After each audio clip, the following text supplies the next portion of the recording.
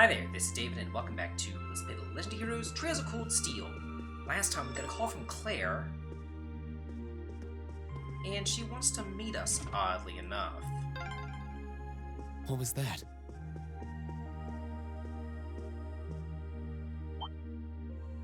Whoops. I thought so. Hey! Why are you running away?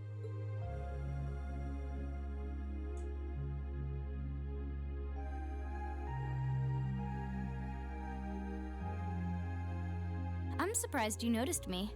I was trying pretty hard to be stealthy. How long were you hiding there? Wait, have you been trailing me ever since I left the penthouse? Well, I saw you slip out. So, where are you going? Are you really headed out for a late-night romantic rendezvous? What kinds of lies has Sharon been feeding you anyway?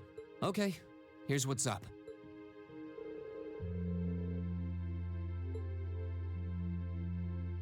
That totally sounds like a rendezvous. Sorry, I shouldn't have interfered. Whoa, it's not like that. Well, you know everything I know about it now. Why don't you come too? You sure?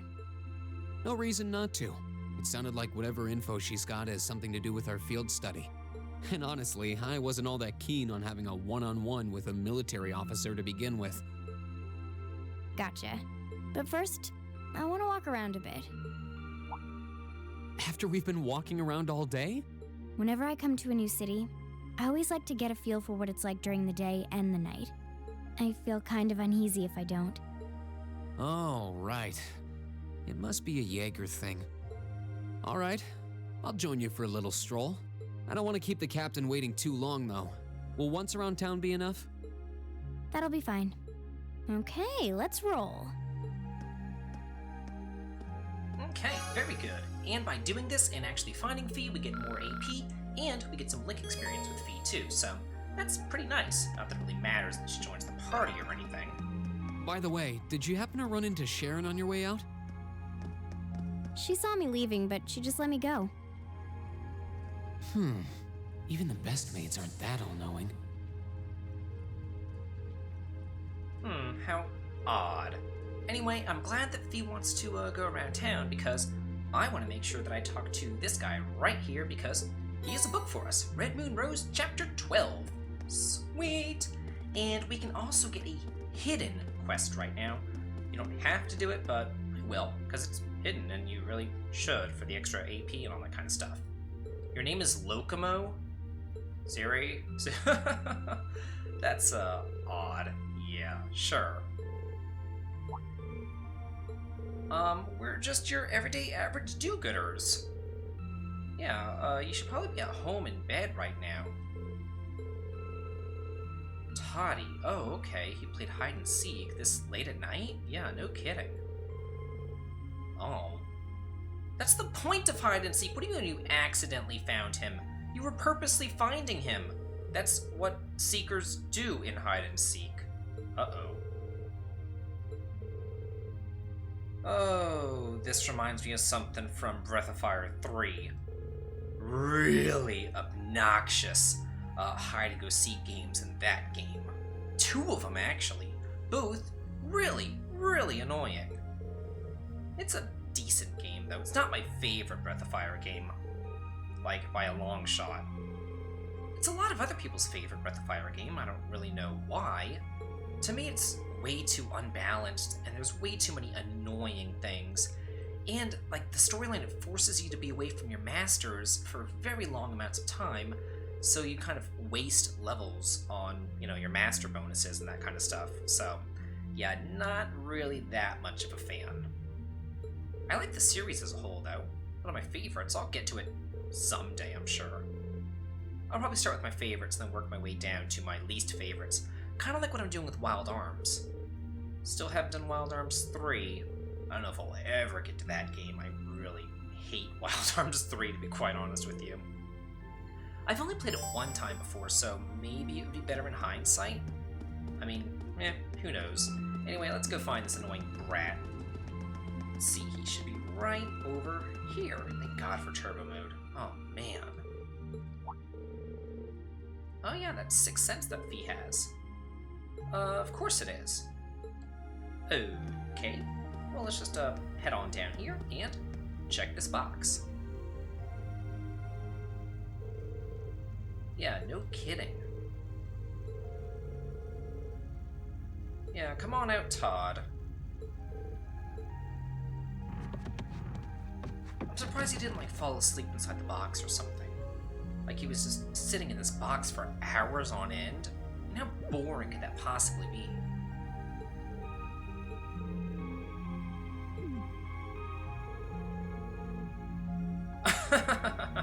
Well, he couldn't leave you out all night long. I mean, come on. And you would think that your parents would be worried about you too. Unless you're like orphans or something. Which wouldn't surprise me in a JRPG.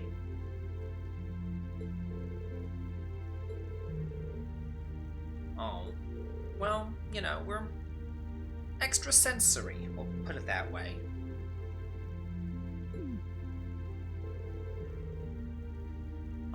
Okay. Yeah, seriously, Fee.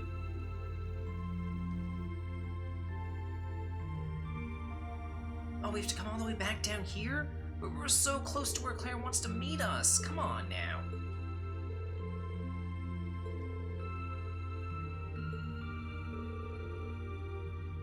I would rather be called Toddy than be called Locomo.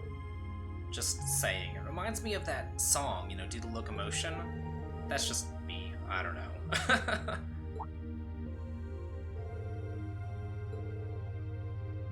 Seriously? At 9 o'clock at night? It's just so late! I mean, it's late for little kids, not really late for Fee and Reen.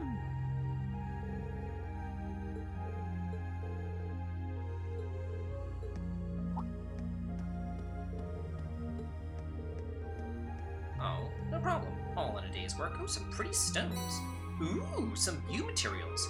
Nice! You've kind of already left him behind.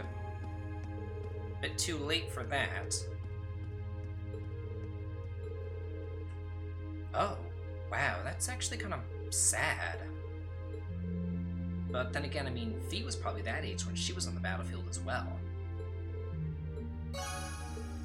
Okay, perfect! And then, yeah, let's just head up and talk to Claire now. Let's see. The dining bar F, it should be all the way on the opposite side of the Reward Factory building. Right, over here. This is where Claire said to meet her, right? Yeah, this looks like the place. And thank you so much for having an active voice right in front of the door so I couldn't actually go in. You probably should have had it like the hallway or something after we've gone inside, so then, you know, we can walk while we're talking. But as usual, we just kind of have to stand around and wait for them to be done talking. They always do that. It really bothers me. Things like that shouldn't bother me so much, but it really does. All right, now to find Captain Claire. Oh, wow.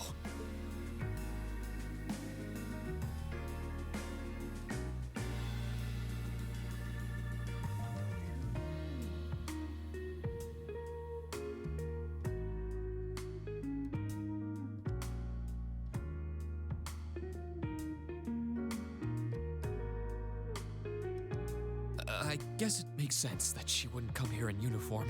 The charms of an older woman, eh? I think I'll manage.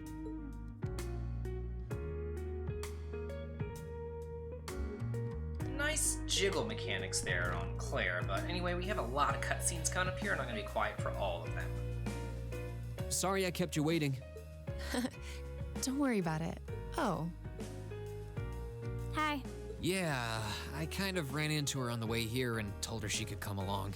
That's not a problem, is it? not at all. I assume you've been surveying the town while acting as Reen's bodyguard? Sounds like you've done your homework. The intelligence division has told me a little. Anyway, I think we might attract a little too much attention if we stay at the counter. What do you say we get a table for 3?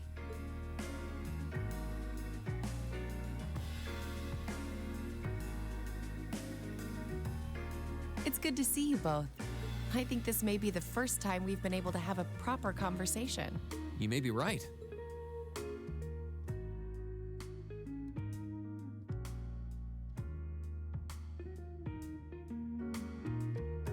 was hoping I'd get the chance to sit down and talk with you too, actually.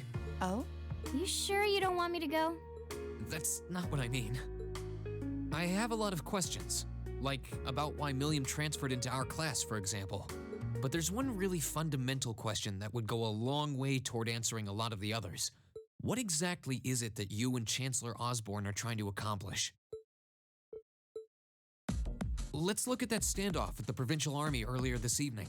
It's hard for me to feel much sympathy for them after they drove armored cars right into the middle of the city. But maintaining order in the provinces is generally accepted to be the duty of the provincial armies. Maybe it's just me, but it seemed an awful lot like you were just trying to provoke them by belittling their authority. It did look like your people were picking a fight. Viewed without the proper context, I can see how it might look like that. But right now, the factional conflict in the Empire is nearly at its breaking point. Crossbell is buzzing with talk of independence, and Calvert is still weathering its immigration disputes. In such volatile times, there's a very real need to create a far more expansive network to help maintain public order. The only organizations that are up to the challenge are the Railway Military Police and the Intelligence Division. That may be the case. Still, your boss is the one making those conflicts worse.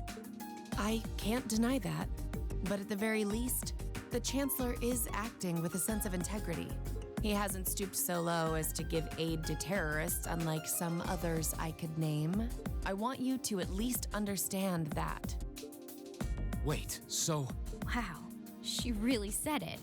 So the noble faction's been the one backing the terrorists, huh? I'm afraid there's no longer any doubting it. We've all but confirmed the involvement of Duke Cayenne, the most prominent representative of the four great houses. The 3 airships the Imperial Liberation Front have been using have been traced back to Ordis as well. I'd wondered how they got their hands on those. I've heard the Duke is just a gaudy old man, but Eustace's brother came to pick him up in Legram, didn't he? That's what Toval told us. And now, Rufus just so happens to pop up on another of his secret trips. Captain Claire, what's going on in Ruhr? And how are Elisa's family and the Rhineford Company involved? I guess it's time to get to the matter I called you here for in the first place. The Railway Military Police is currently weighing the possibility of a forced inspection of Rhineford's first factory. Sounds serious. The first factory belongs to one of Rhineford's major divisions, right? Correct. It's one of the main divisions and handles the bulk of the company's iron and steel processing, among other things. They're also currently under suspicion of something I'm not at liberty to discuss with you right now. The two of you are aware that project management at Rhineford is split up across several major branches, right? It is? And on top of that, she's got her hands in the development of our Arcus units too. It's way too much work for one person. How many projects does Mother have under her wing right now? Well, I'm afraid I can't give a simple answer to that. But suffice to say, the chairman only knows about a small number of the projects in development by the Rhineford Group. Well, lately, the directors have. Come to think of it, I overheard Elisa and Sharon talking about something like that. For years now, Rhineford has been the Empire's heavyweight when it comes to heavy industry and manufacturing. The company is split into different divisions that handle things like steel production, railways, weaponry, and tools. The problem is that those divisions have simply become too large. Large enough to have their own internal allegiances, some to the nobles, with others supporting the reformist faction. Are you serious? So even companies are taking sides. I'm sure Irina Rhineford is aware of this to at least some extent as the company's chairman, but the self-supporting accounting system she introduced has the side effect of granting each division a long leash. Because of that, I doubt even she has a full grasp of the situation. So, the first factory you guys have your sights set on for that inspection is aligned with the noble faction, I assume. You assume correctly. And the provincial army is doing everything it can to stop us from carrying out that investigation. That's what led to this evening's quarrel. I imagine Chairman Irina is currently doing her utmost to rein in all the divisions and get them back in line. The thing is, when she seized control of the company 5 years ago, she had to rely on support from both sides. Being indebted to them like that, I have my doubts she'll be able to target the underlying problem. It's sounding shadier by the minute.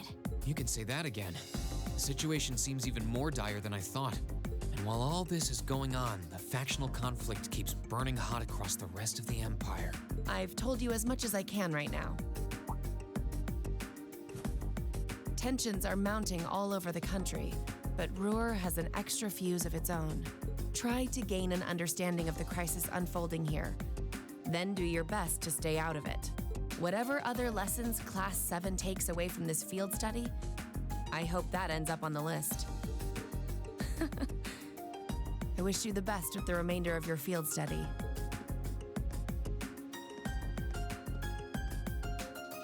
Please have the bill sent to the Railway Military Police Branch Office in Ruhr Station. Certainly. Enjoy the rest of your evening.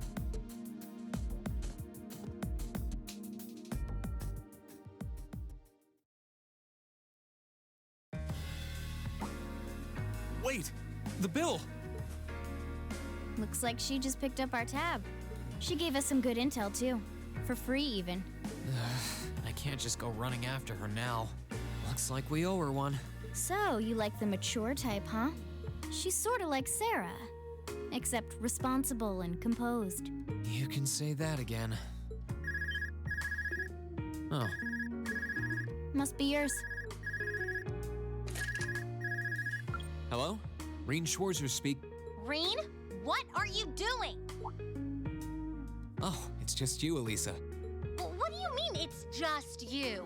Is it true some girl invited you out for a night on the town? Whoa, hold on. A late night date? I thought you only had eyes for me, Reen. Anyway, good job, kiddo. You better spill all the details later, huh? He'll do no such thing. Now, I'm sure there's nothing to worry about. Fee was with him too. Still, it was rash of you to go out on your own without at least consulting us.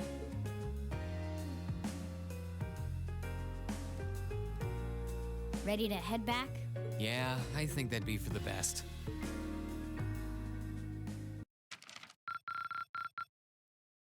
Drinks are on me someday.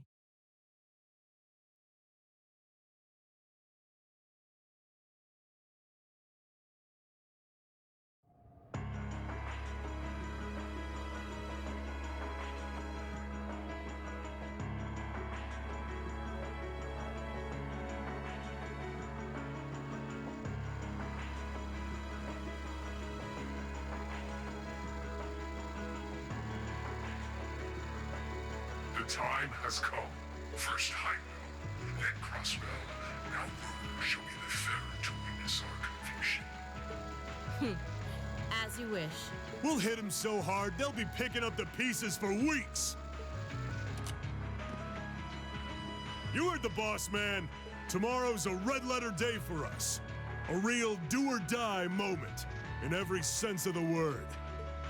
All our preparations will be rewarded soon, when we sweep in and take the Chancellor's head. Keep your eyes on the prize, and give it all you've got! Yeah!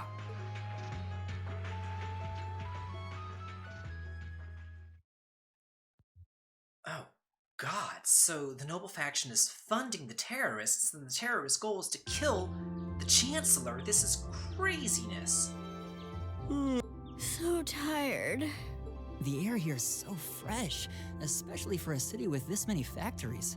Must be because we're up in the mountains. I'll say, compared to the capital, the air quality is pristine. Well, the capital does have a few 100,000 more people living there.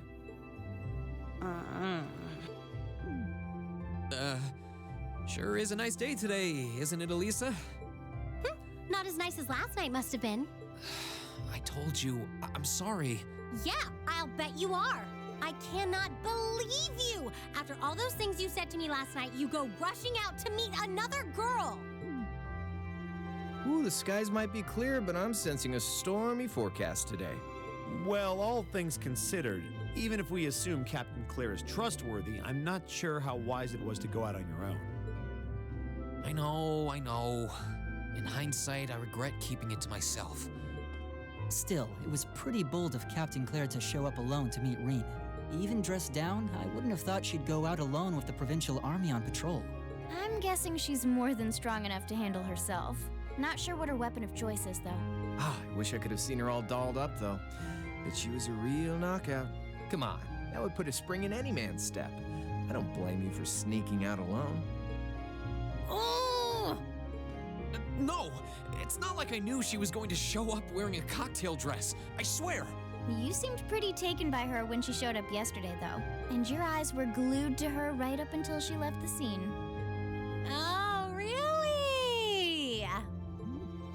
So while we were enjoying a quiet evening, you were out carousing with a beautiful woman, were you? You lucky son of for shame, Reen! We're here representing the Academy on a field study! I swear, you guys are just making things up at this point. But thanks to the information I got from her, we have a pretty good idea what's going on here in Ruhr. And now that we know, we should be able to do something about it. What do you think, Elisa? Yeah, I'm in. So in short, the first factory did something to catch the eye of the railway military police, prompting an inspection. And all the while, the provincial army has been here blatantly trying to prevent them from doing that? Let's not forget that the first factory is run by none other than the Noble faction. I know that the divisional directors have been operating without much in the way of executive oversight for years now, but Mother always allowed it. She thought that encouraging competition among the divisions would yield more innovations. I never thought that'd lead to something like this. Seems like the lesser of two evils. By the way, hearing about the first factory made me curious. Do the other divisions have their own political allegiances? Well, to give you a basic idea, this is a bit oversimplified, of course. Divisions are made up of many people, and they all have their own opinions. But the positions of each division's directors are clear as day, though. The first and second factories in particular have had a pretty fierce rivalry going on between them for years. But even still, I wouldn't have expected the first factory to do something flagrant enough to prompt a military inspection. Neither would I. All right, we're gonna do whatever it takes to get to the bottom of this. And when we tie this up all nice and neat for her, even my mother will have to admit she's grateful to us. Sounds like a plan. That's the spirit. Offhand, I'd say this falls under the scope of our field study too. Thanks, everyone. Sounds like we're in for a ride. Anyway, let's take a look at the field study tasks Sharon gave us for today.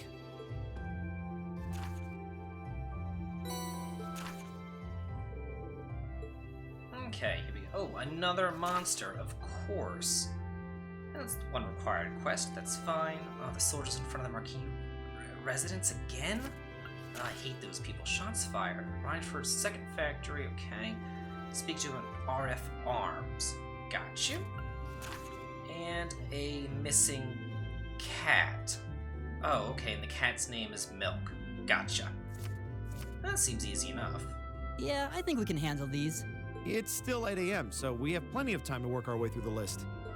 And while we're doing that, we can ask the people we meet about how things stand between Rhineford's divisions. Look alive, everyone. It's time to get to work. Right.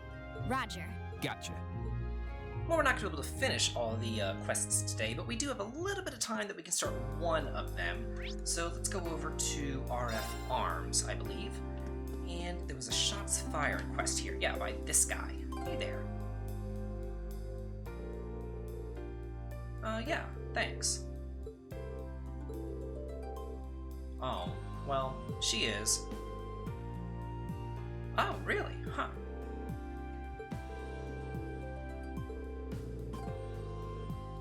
Oh, okay. Got you. So at least you're not under investigation, so that's something. Yeah, no kidding. Oh, okay. Someone familiar with the use of orbital firearms, like Machias, I guess? Yeah, we'll accept your request. That's fine.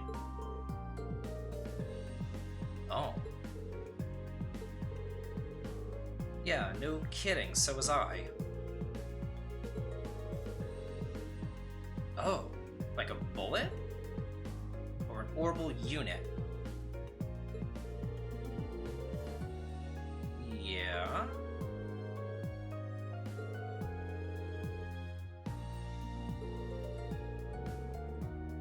Oh, okay, so any type of gun will do, and it's fine. Oh, know, something like that.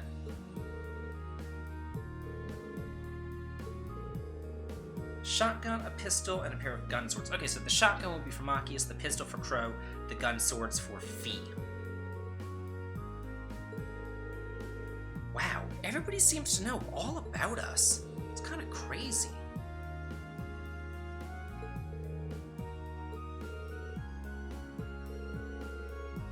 Yeah, what do we have to do? Defeat a number of dancing owls. Yeah, we noticed them the first time on the mountain path. Defeat 10 of them. Oh, okay, because they're bird-like monsters, we have to make sure that we can actually target them with these new horrible units. Oh, they have to deal a finishing blow. Yeah, how are you going to decide that? Reen has to pick. Sure.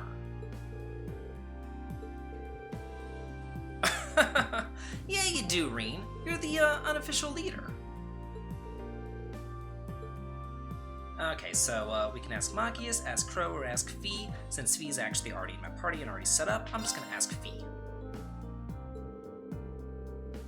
Oh, yeah, that is true.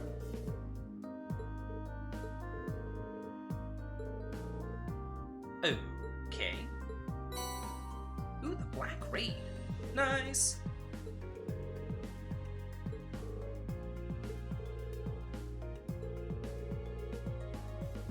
Yeah. Or we could just, fast travel there. That works as well. But let's see, let's go ahead and check out Fee's weapon, the Black Raid. Oh, nice. Ooh, 10% chance of causing death, too.